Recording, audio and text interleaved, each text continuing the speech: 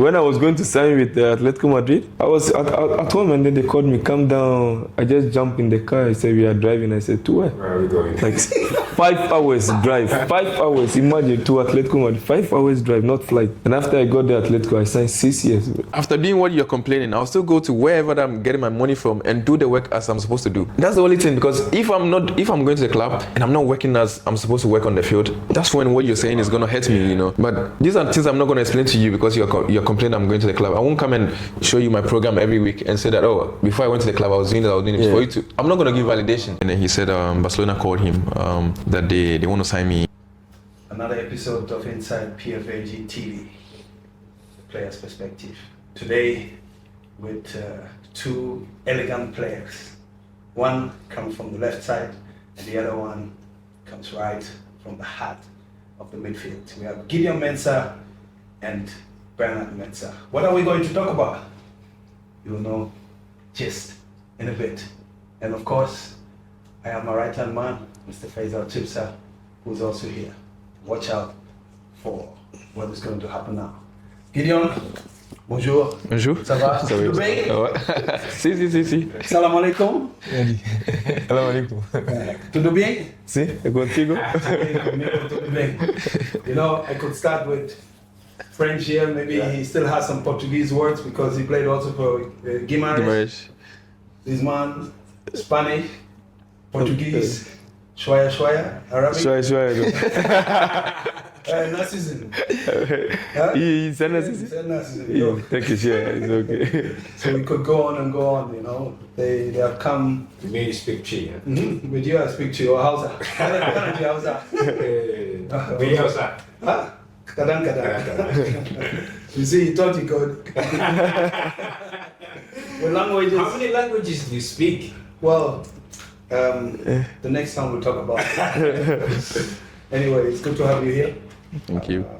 I always say this is the home for the players. Just feel at home. You're on a comfortable sofa. Sure. French you say canapé. You know, so just feel at ease. But before we start, congratulations. Thank you very much. And welcome to the club.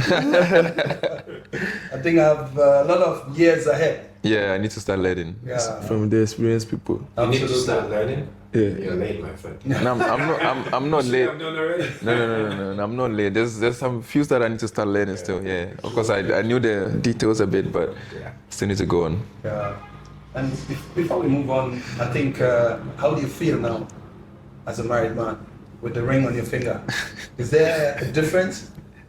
Not really. I mean, the only difference is in the head and also for the people that is around us. Obviously for both families and also my friends and her friends. I think it's something that we have to do to make sure that everybody respects us also, not just as in just living life and just going together as couples. So apart from that, I mean, character-wise, I mean, our daily lives, nothing changes, yeah.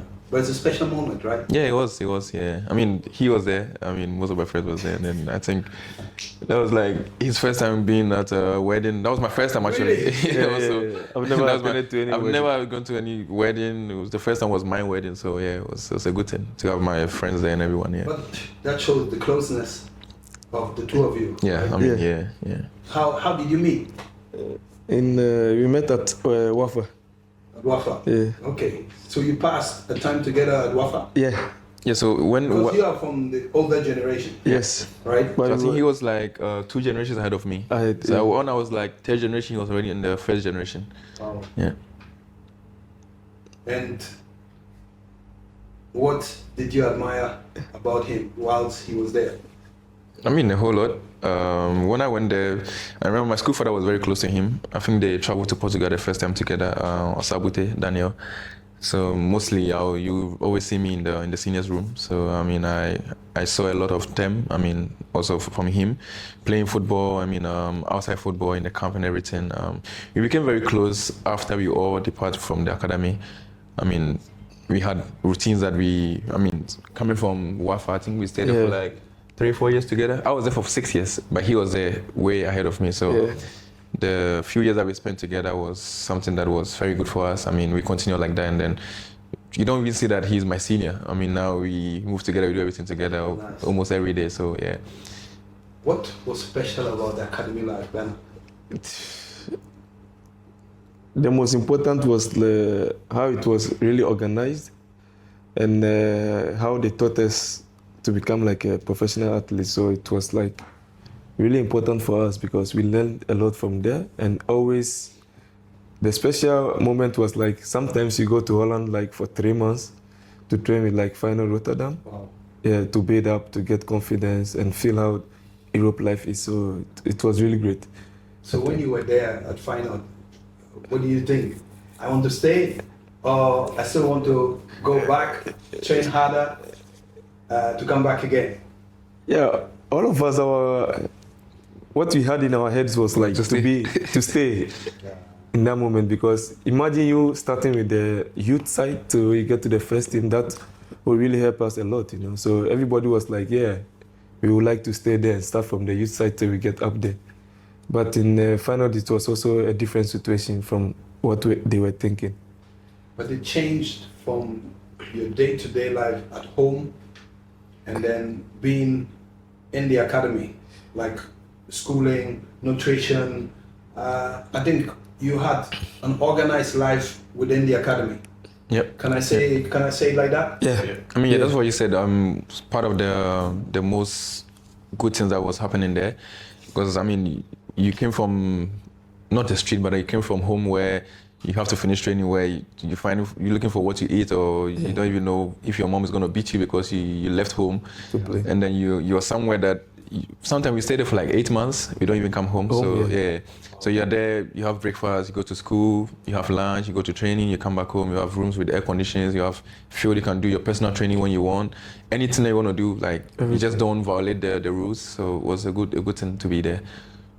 You felt the same? Yeah, it's absolutely right. Yeah, being there was like a different thing because you are playing football and combining with school, so it was like really great.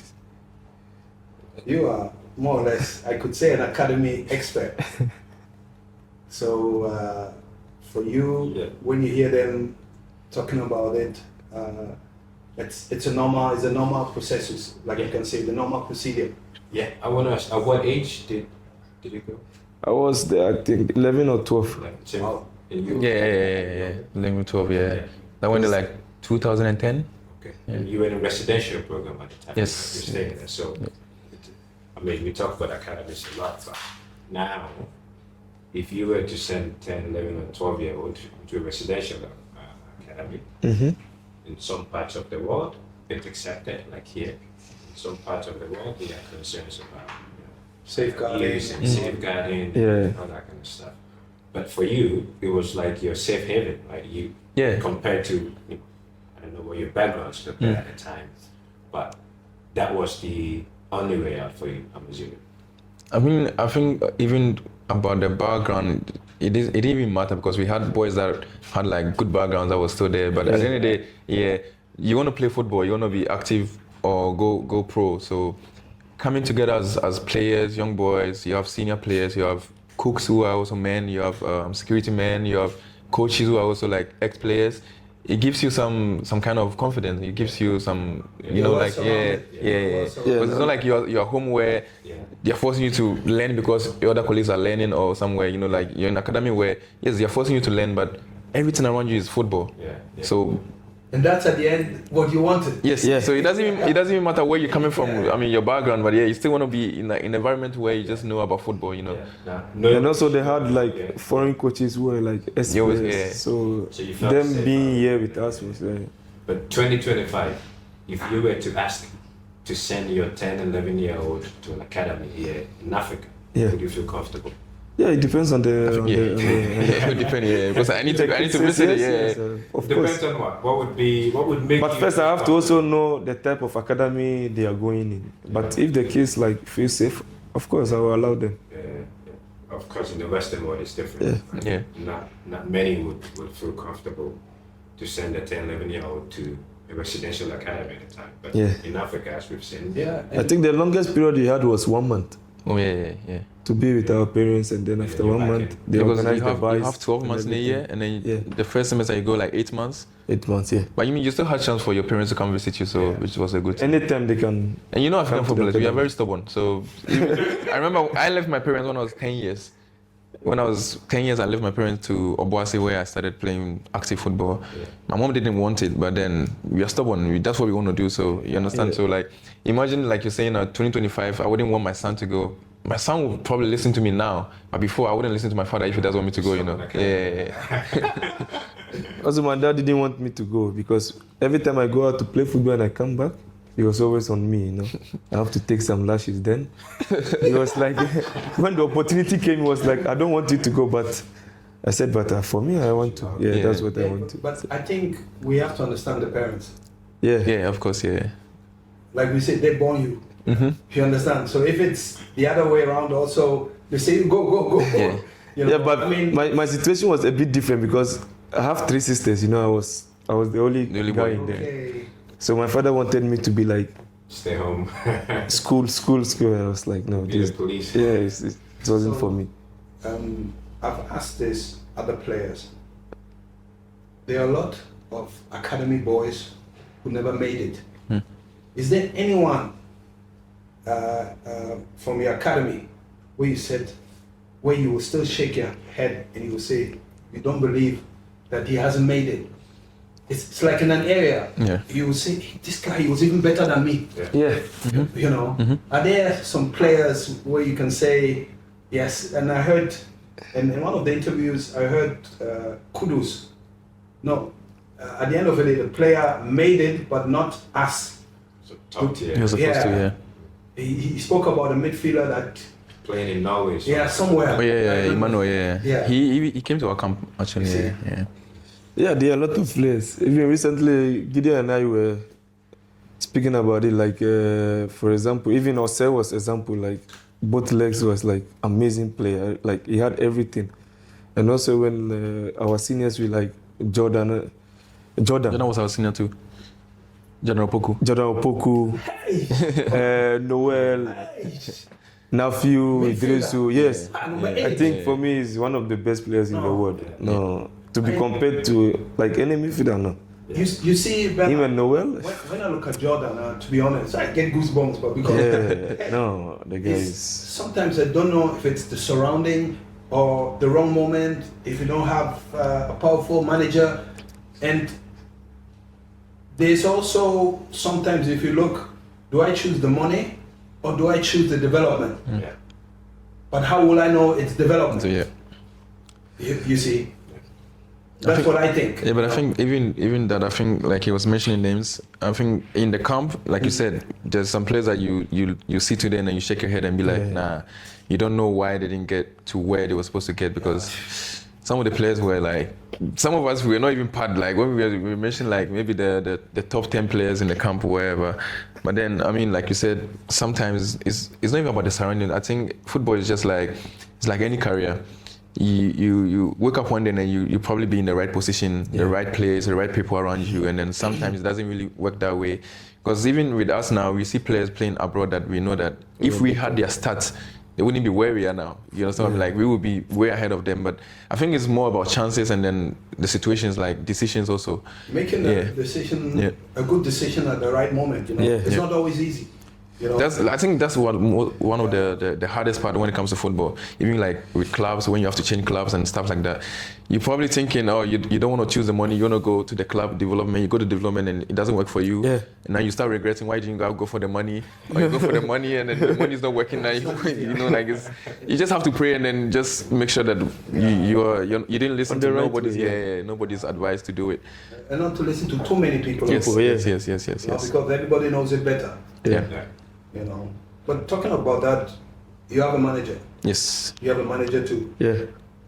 And when you take decisions, you all take them together, you analyze, you look at did the sporting director call me, or did the coach call me, or did the president call me, or both of them, or all three call you? What do you look at when you get an offer from a club? That's really interesting to know. And So how what you choose. what I look at is when the coaches call, because at least it gives you some Assurance. insurance or something like, okay, the coach like make me feel important to join the club. And for me, if the coaches call, I think it's the right time for you to move, because when they are with you, they know why they want you and why they want you to be with the club. It's a good project too. Yeah. For me personally, I look at the project, like you said, and then also the coach. I mean, I've been to clubs where when I went to Bordeaux, it was not the coach, it was the technical director, because they came from Lille to buy Bordeaux. So it was a director, but then the only thing that made me go was the coach was his coach. So I didn't speak to the coach directly, but then but obviously, like Bernard said, you need to have the coach's voice in your move, because you don't want to go somewhere that the president brought you, but then the coach doesn't want to play you, you know. And then it's important the playing style, how they play. Yes, also, yeah. I was going to ask if a coach gives you a call, obviously they're going to talk about their plans, their football. But for you, what questions would you ask this coach? And for me, the most important for me as a player is to give me assurance of playing time. That's the first thing I have to ask the coach. Because as a player, you need a playing time. The more you play, the more you get experience and you know everywhere on the pitch, as he knows. So for me, the most assurance is for you to assure me that, look, you'll be playing every game. That's the first thing I'll be asking any coach who calls me. That's my priority. That's my first thing. To guarantee me a playing time. Wow. And most coaches do. Yeah, I mean, they do. It's for him also to perform. So in this way, himself now. I mean, if you don't perform, he will change. For example, I know myself. I know what to do, but I have to get the confirmation from you. So that's quite interesting, because like now, if a coach calls a player, I don't know if they would stick their neck on the table and say, look, I'm going to guarantee you this, knowing very well performances may change or others may come in. This is the problem sometimes we have in the clubs in Saudi, you know. Sometimes the president and director wants, but the coach don't want. Interesting. But I think now it's even so if you come and you don't perform, the coach says, like, you know, if you perform also, the president says, he's doing great. So sometimes the coaches don't like, but they have to accept it that way. I mean, your time. I don't know what it was in the contracts, but then I think now our time, there's most of the contract that you have to play some games. You know, you need to play some games. So I look at that also, because if the season has 30 games and you put in my contract, I have to play 25 games. Then I know I'm getting close to 30. You know? That one you are sure that you make me play, because if I don't play, you're breaching the contract. You know, so also, and then I have to also know the style of play and everything, because if I'm a wing back or I enjoy playing as a left back and you're bringing me to a team that plays a wing back, then you're probably bringing me as a second option. You understand what I mean? So you need to fit my style also. You need to ask the right questions. Yes, you need to. You just can't go because the team is calling. You can only ask the right question also if you have a good educational background. Yes. This is very, very important. You know, if not, you will not even be able to speak, express yourself. And then with time, you get experience. And also the position you feel safe like playing. Maybe Gideon is a left back. He always play 4 back, and now this coach wants to play 3 back. You know, sometimes it affects your level of playing, because you are used to 4 back, and now you are changing a system to 3 back, which sometimes is a bit confusing. So sometimes you need time and everything. I'm just giving an example. I remember when we played in the UK against Nigeria, I played left back, left wing back, left centre back. It was so funny. In the second, I was watching the game after, because I always watch the game, and then the commentator was like, Gideon Mensah is playing his 100th position in the game today. I was everywhere. I even played midfield in the second half, so But I think this is also, I would say, academy players. Yes. You know, the way. I think that's the only bit that you see the difference. There's one player, I call him the Philip Lam of African football. Yes. He can play everywhere. You know, everywhere. And this is really good. But what I like about you is that now when you go to a club, you want to be part of a project, and you ask, like you said, the necessary questions. I believe that's very, very important. To not just to come to a club and you sign. Of course, the financial conditions are also very important. I remember when you signed for Auxerre, and they were in Division 2, you know, Ligue 2. But Auxerre is a big club in France. a very big traditional club where a lot of big talent came from. Yeah. Because I remember the time of Giroud. Yeah. you understand? Right. So and now you're back in the top flight. Yeah. You stayed in, and that's very, very important. Yeah. You know. Yeah. So no, I'm happy Knowing with what these you things. know Yeah. now, if you were to go back and renegotiate or talk about some of your earlier contracts, would it have changed? A lot. A lot. A lot. Not as much. A lot, yeah. When I was in Atletico Madrid and Getafe, a lot. Because that time I was young, I had no experience, and I think no sometimes like you said, you take the experience when you're growing. Yeah. Right, I remember you signed for 6 years, huh? yes, 6 With years. Atletico Madrid, but Yes. then you were loaned to Getafe. Yeah, it's when I met Adebayo and Asamoah, they taught me also a lot, Oh, nice. Asamoah, yeah, they taught me a lot. So Because when you're young, No, it's tell you. very hard to imagine like a boy playing in Ghana here who has the chance to go any club in Europe. Of course, you're not gonna Yeah. tell him to think about the project or anything. He just wanna jump in and Yeah. go, like Absolutely. yeah. So will look at you the can't CV, really you blame will the look at the dollar. experience. Yeah, you have to blame also Yeah. where he's coming from and then what he wants to do, whatever he's seen Because around the players. last that time I he- told him when I was going to sign with Atletico Madrid, I was at home and then they called me, come down. I just jumped in the car. I said, we are driving. I said, to where? Where are we going? Like 5 hours drive. 5 hours. Imagine to Atletico Madrid. 5 hours drive, not flight. And after I got the Atletico, I signed 6 years. You're just looking forward to sign, excited. No, but I was in that moment I was fucked up. Yeah, it was a big club. When I was a bit shocked, but after I was like, no. When I grew up and to understand everything and the situation, I was like, yeah, I was fucked up that time. sorry, but No problem. But it's true though. it's too bad. Because I had also the chance to go to Atletico Madrid when I went to Benfica before, when I was very young. So I went to Lille, and then I was working with like almost the same agent, George Mendes, with him. So went to Lille. One of the biggest. Yeah, went to Lille, and then he took me to Portugal. So I remember I came to Ghana for 2 weeks, went back to Benfica. I was in Benfica back and forth for like almost a year. And then when I was leaving Benfica, he told me he was going to take me to Atletico Madrid. But I had to sit down and think because he's a big agent. He can take you to any club that he wants. And then the club might probably sign you because of his name, not because of your quality. Yeah. So I had to sit down, come back to Ghana, and then I said to Broken that no, I want to go to Austria to sign with Red Bull. Because there, Red Bull is like my quality. Nobody's going to... They have Liefering. Yes, so I started from the Liefering, yeah. So imagine I went to Atletico Madrid, we have like maybe 60 academy players. Yeah. How are you going to find your way out, You see, that's where you thought about like a roadmap, and you knew you wanted to play. Yes. You see, because when you play, that's when they see you. Yeah, because growing up, you hear Atletico Madrid, of course you want to go. Yeah, but in my situation was different because I told them I wanted to go to Malaga, So at that time, Malaga was like, they would give me 100% playing time, 100. So I was the like, hero was the sporting director at that time. yeah. Yeah. And then they were like, okay, Malaga want to pay 3 million, go to Atletico, pay 6 million, So the club was thinking about what they get, not Yeah, of course, what yeah. I wanted. Not you. So that was my biggest flop ever. Yeah. In that situation, then what do you do? How much You have- voice do you have? In that situation, I don't have any voice. I was 20 years. And they were controlling me. I didn't have anyone strong. The only one I used to talk with was my father. Yeah. And then George Mendes is controlling the clubs, in Portugal, in everywhere, all the world. So Powerful. if they say you are going here, that time I had no say. You're going, yeah, you're going. I had no say, I had nothing. But my option was to go to Malaga at that time because they called me, they ensured me you have everything that you need, But playing today- time, everything. Today, Bernard, you also have the PFAG. Yeah, You see, that's why we are set up. And when players have issues with contracts, we can always come in, support, help. We have lawyers, and we also have good connections, But I'm so happy with your growth.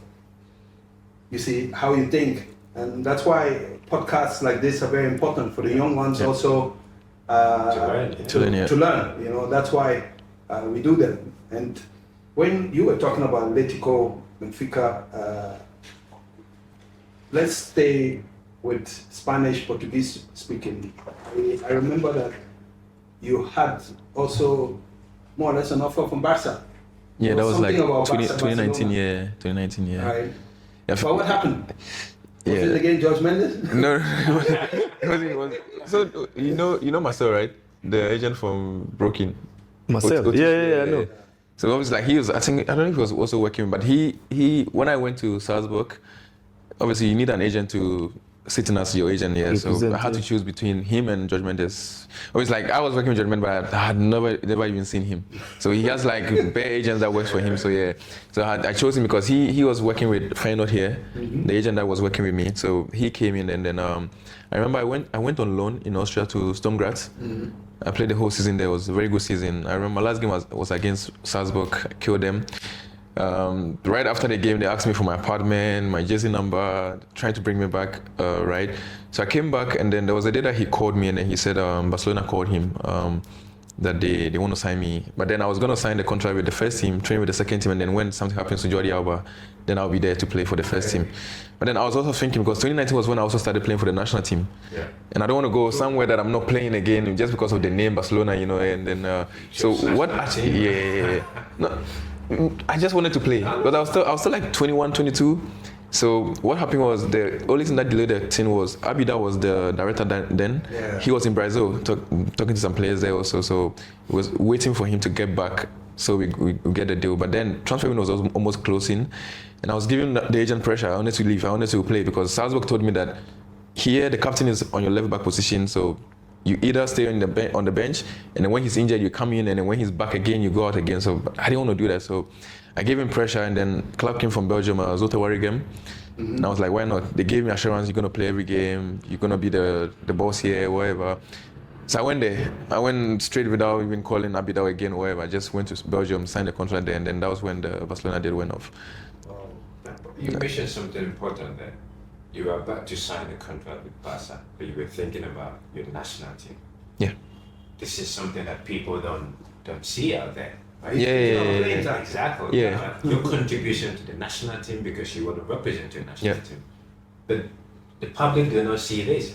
No. When it goes wrong, they abuse it. I mean, that's what I mean. This is really like inside. Yeah. Like, you know, they criticize players all the time. They don't care. They just play for the money. But it's such an interesting. Yeah, I mean, this is something that you don't really have to explain to nobody on the internet or whatever. But the thing is, you have to also think about yourself. You know, like I could go to Barcelona, sign the first team contract, get what money I want to get, and then play for the second team. But then I was moving from playing for the Bundesliga in Austria, going to a second team in Spain, which is not really like, you know, I had to go somewhere that, you know, like Belgium top league, play there every game. You make the right choice. If you look at your pathway, you played World Cup, you understand that. And that was like my first time playing for the national team also, against South Africa in Cape Coast. And then I went back to Austria, and then this happened. So imagine I was not playing no more. I was a new player in the national team. I had to like, you know, get my grounds and Interesting. Oh, it's good. You touched the national team a bit. Are you going to qualify? The World Cup? Yeah, of course. Yeah. Oh, let me say that. Are we going to? Yeah, you're going. Everyone is going. I think now we're in a good position. I think the only thing that helped that also was because of the position that we were before. After the whole African Cup qualifies, because we had like 9 points already, and then we had like a couple of games to win, and then because I remember I was telling one of the boys, if we were like 2 points or 3 points, and then we just finished not qualifying to the African Cup, it was going to be difficult, because that was when we were very in a bad situation. But then the 9 points that we had, being on the second position, gave us some motivation that we can't let Ghanaians down again. So and I think one thing which was also, sometimes you go to phases like that. I mean, everybody dashed you, they give it to you because they didn't qualify for the AFCON, but now we won convincingly. The 2 matches, stadiums were full to capacity, and I think everybody was happy. So I believe that we have to continue like that. It's very, very important. I also can say the atmosphere is coming back here. It's coming back. If I talk about Bernard and his spell with the national team, it was like, you know, we were talking, he knows. I used to call him about this, but it is what it is now. I guess. You know, do you regret, Bernard? No. That's the most important thing, you know. The only thing I can say, this is the advice I can give to younger ones. because that was some few years back. Coaches change. Yeah. You understand? You might not get along with, especially in the national team. Yeah. It's different than from day to day in a club. So, because me personally, I like your style of play. You understand? I've been following you from Turkey, from Portugal, and it's a bit sad. Is it too late? Pardon? Is it too late? It's never too late, but I don't want to force him here now to, if I think talks will come and happen again, I'll be happy to play the mediator. No problem. But anyway, let's move on. And one thing I really wanted to know, most of you, the professionals, when you come to Ghana, do you rest? No, why I'm saying this, because you come out of a very tough season. Yeah. You play a lot of matches with the national team. You play FA Cup within, same like in Saudi, under conditions which are quite hot as well. And then I always think, today relax. Like first 2 weeks you say you don't do anything. Well, how does it come? Do you have a plan from your fitness coach, from the club? When you come, please let us know. Also for the young ones watching, it's very interesting to know. Yeah, from the club side, they always give us a plan to follow. It depends. And then, for me, example, for first week, I just want to take the days off and rest, and then refresh my mind. And then after the first week, I start to make my training program. And also sometimes when the clubs give you the program, I also have to follow the club program. So it depends.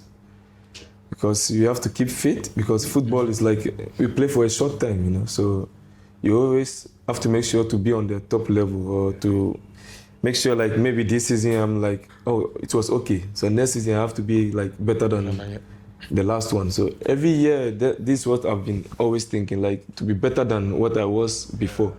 So in this way you just have to push to your limit, like with your extra training and hard work and everything, because we learn a lot from the older players, and then we learn from their mistakes also, and also we are learning from them, but we also sometimes make mistakes. So every time, in this life, every time you have to be focused and then fight for what you want. Very important. Yeah. Very important. Is it the same with you from upstairs? Basically it's almost the same. I mean, my club's always giving me a program to run, but they know that when I'm on holidays, I try at least the first week go off, and then always like the rest part is a bit difficult, because most of us that we don't live with our parents or our families there, when you come to Ghana, obviously everybody want to see you. Because even the first 1 week or the 2 weeks that you want to take off, it's still not rest, because everybody's coming to the house, calling you here. Yeah. So that's not really like a rest, but then, that's on the side. But then training started for me like 3 weeks before I go back. Because like now I'm in Ghana, my club started training like a week ago. They gave me 1 week because of the national team.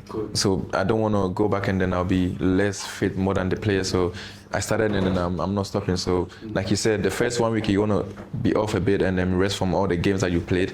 But then once you start, then you need to go on like that. I see you working out together. Yeah. At the gym, also at in the field, Samoa's pitch, and but you're not alone. You're with the coach. Yeah.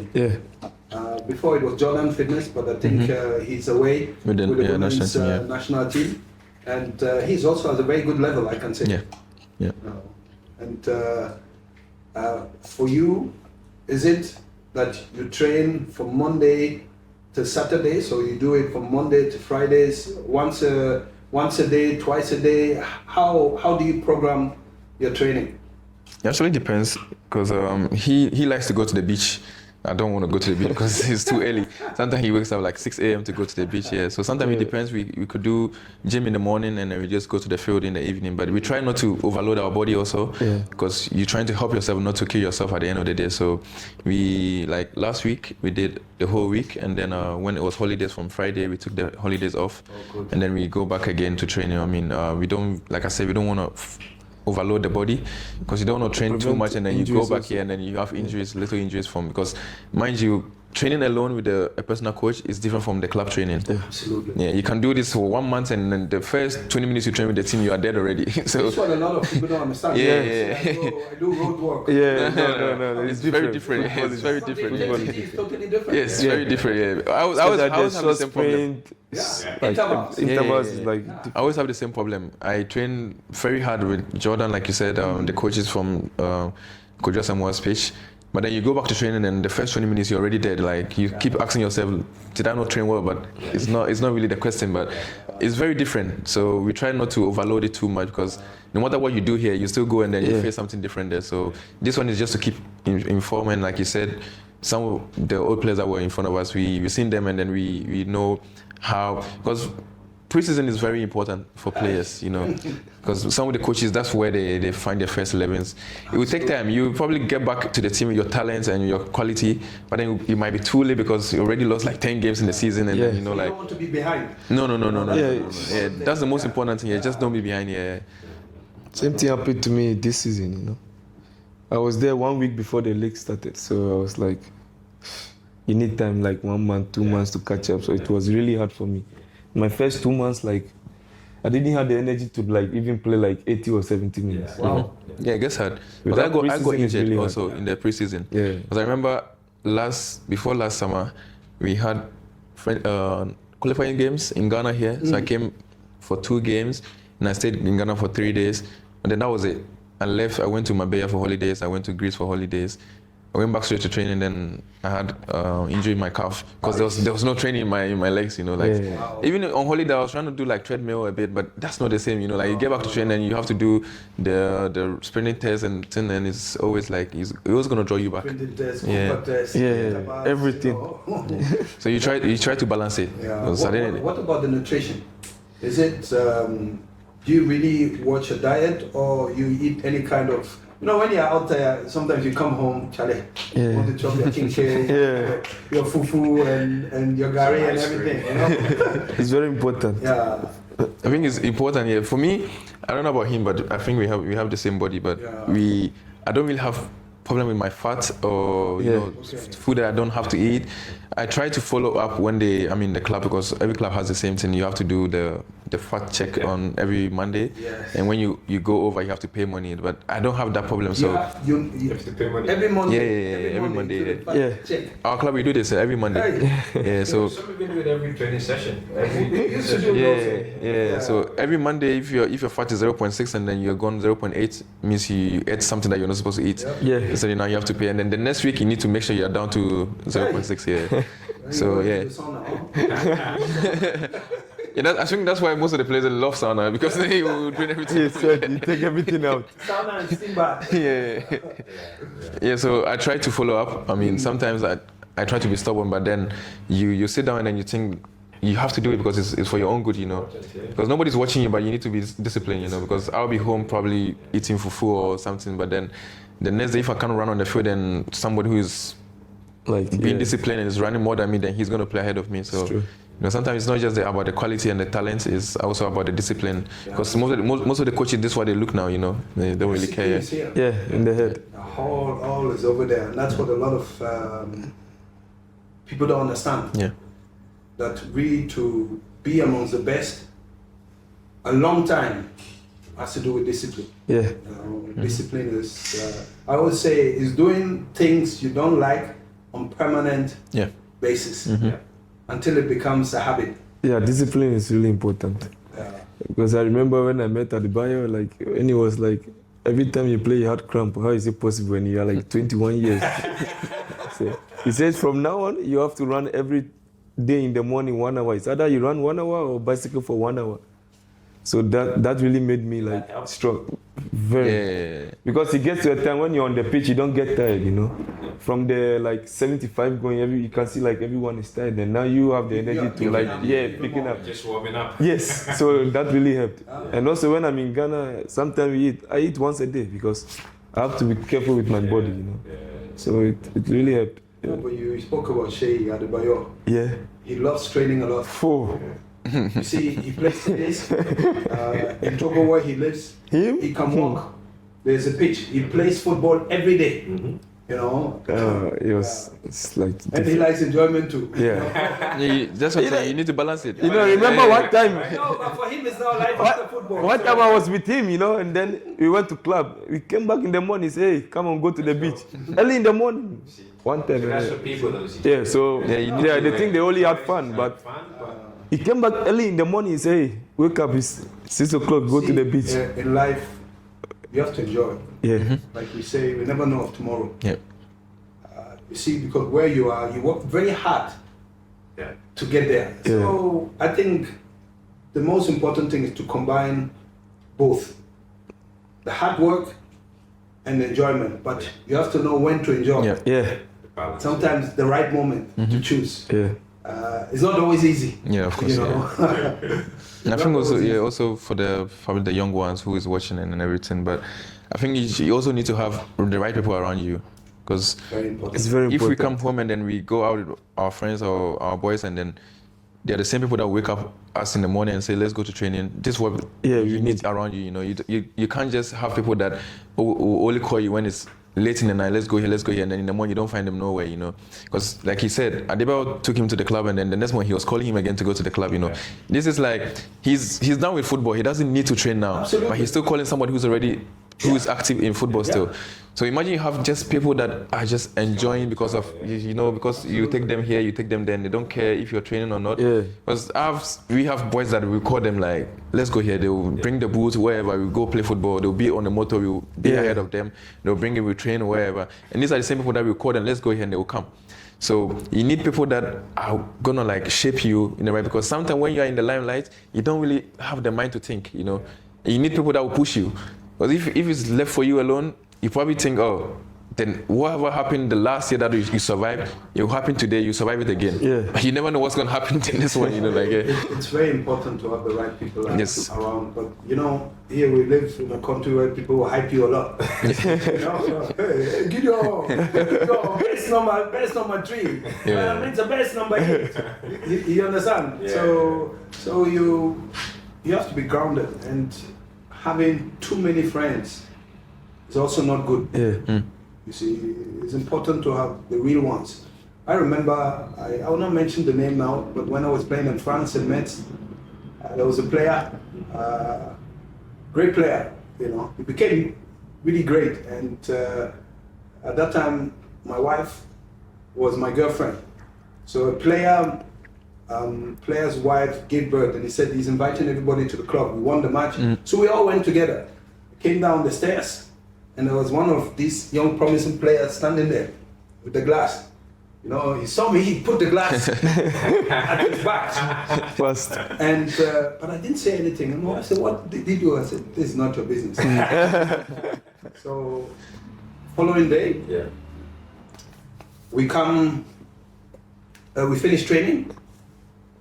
We're in the dressing room. He wants to leave. I said, attends, tu restes. So what you say, and then I said, you can be a great player. You have a lot of talent.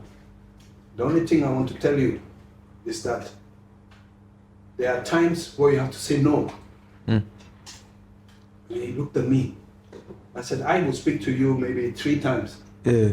Because I believe in you. I think you have talent. Yeah. But I will not speak to you a 4th or 5th time if you don't get it.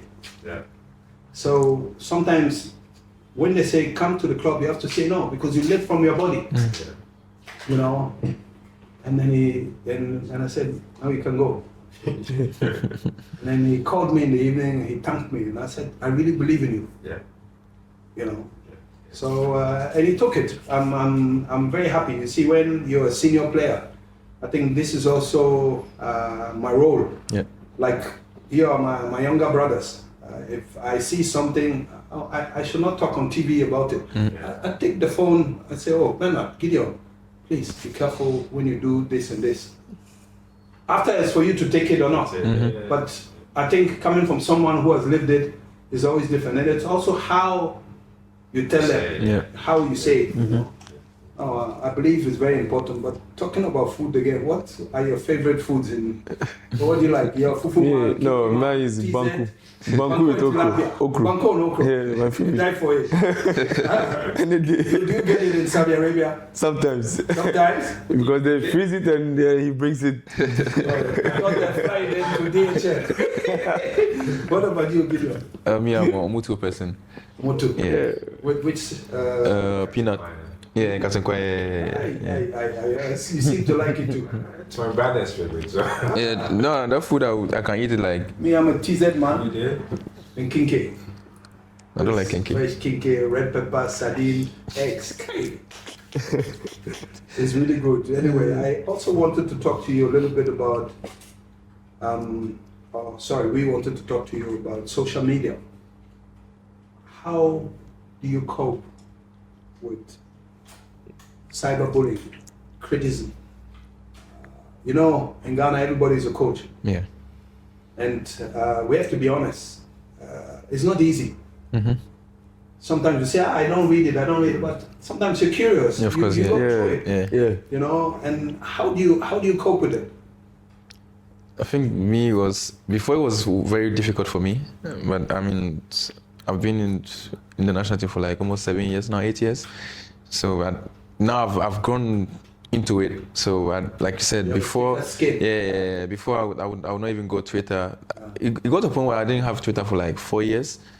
Yeah, because of the national team, always like you don't want to go in and you see comments about you. There's been times that I told my mom and my dad not to watch the games or not to listen to radio, stuff like that, But sometimes it's not even about how you played the game; it's just about how the team played, And then it's just people picking up on you. So social media can really, like you said, you probably in your head you think you're strong, you don't read it, but it will touch you, and then it touches you because the person who is writing whatever he's writing for is somebody that cannot stand in front of you and say whatever he's saying to you. So that's the sometimes he's not even using his name. That's the hurtful part.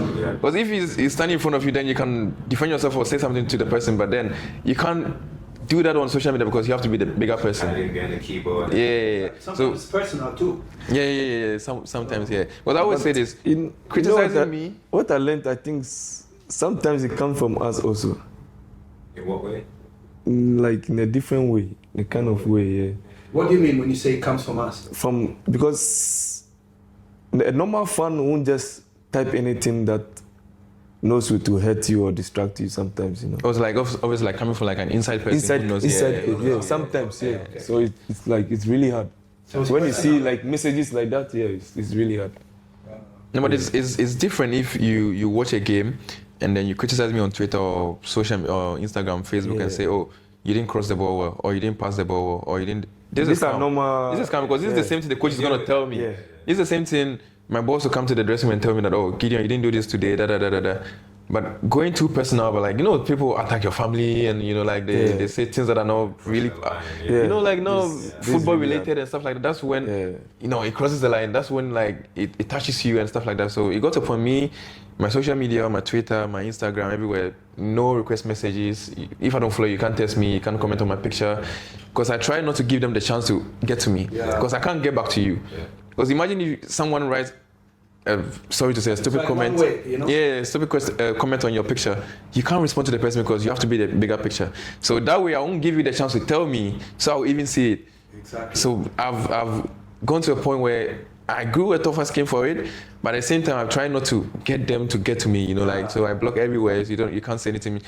And if the game goes well, it doesn't go, I don't even go read Twitter or whatever. I go there months after, and I tell my friends, they know this.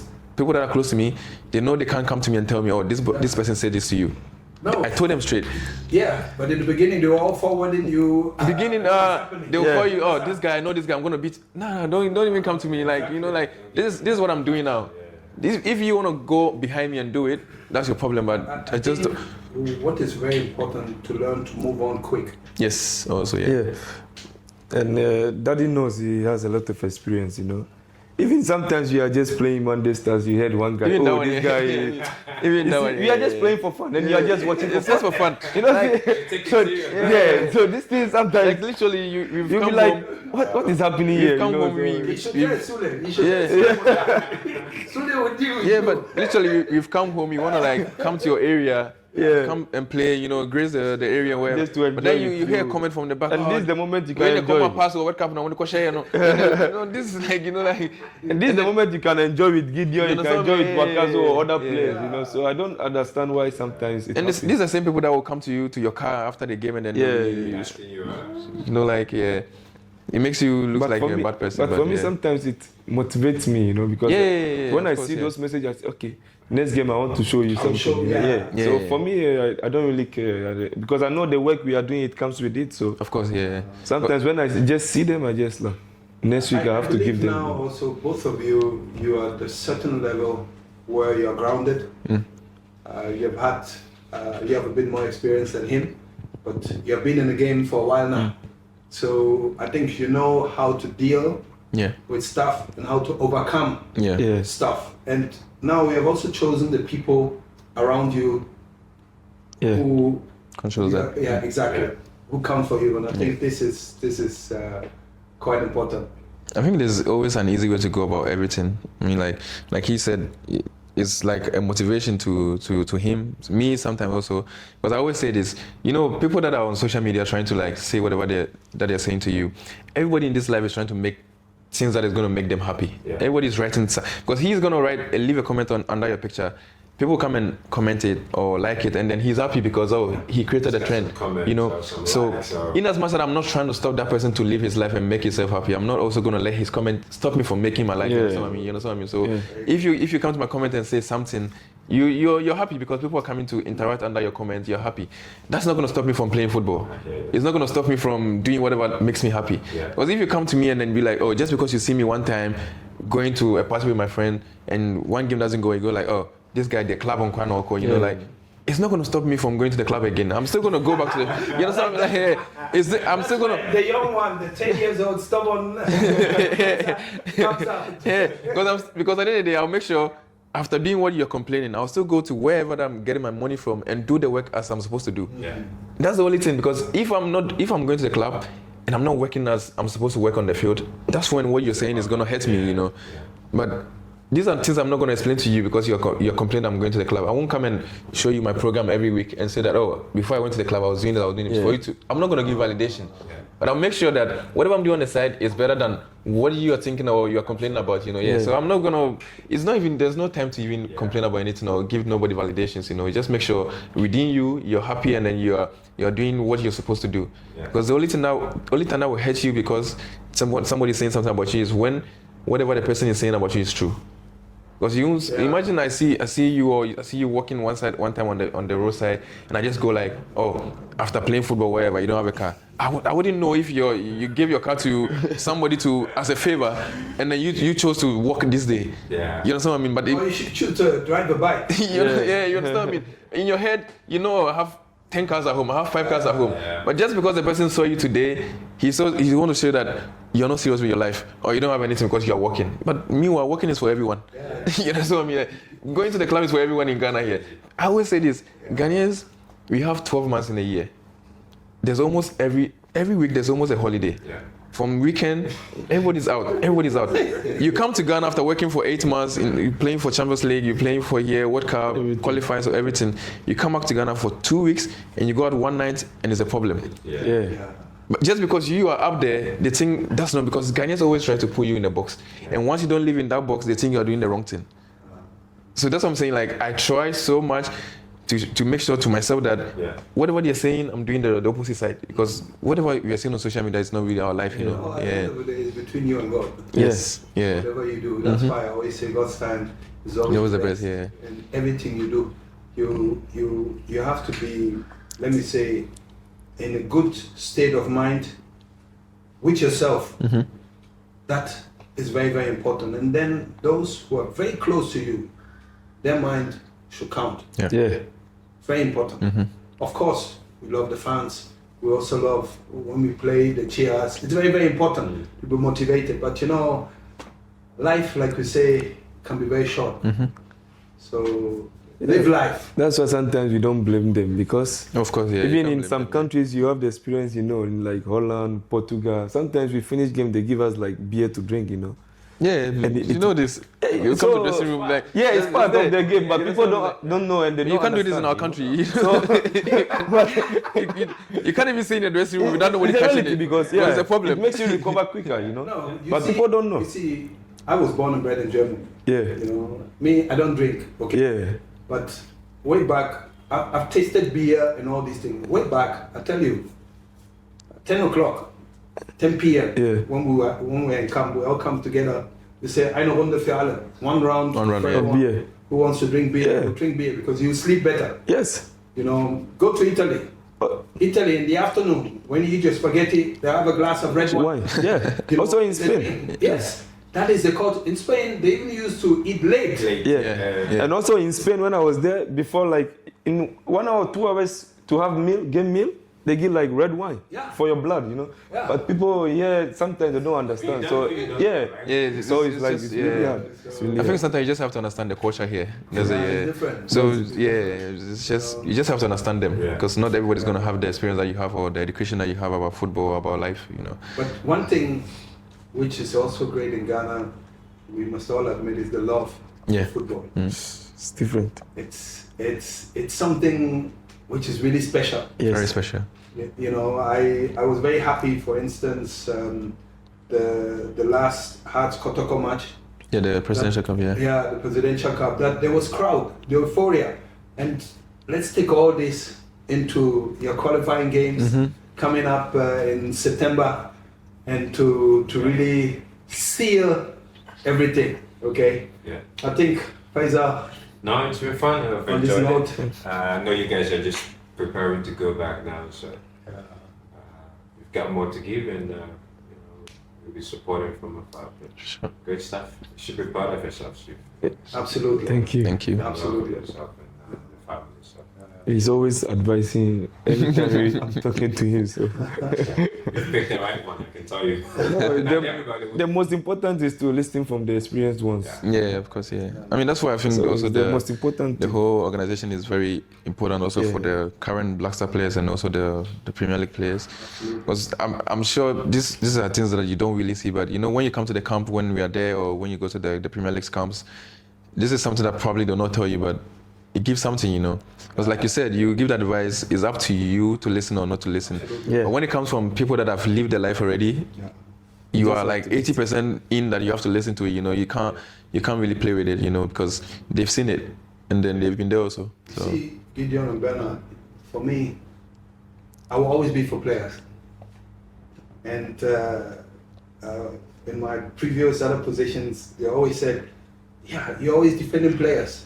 And I said, I will always stand up for players. This is very important. But when you have done the wrong thing, I'll tell you also you have done the wrong thing. Yeah. I'll not go and say it publicly, yeah. but because I know how it is.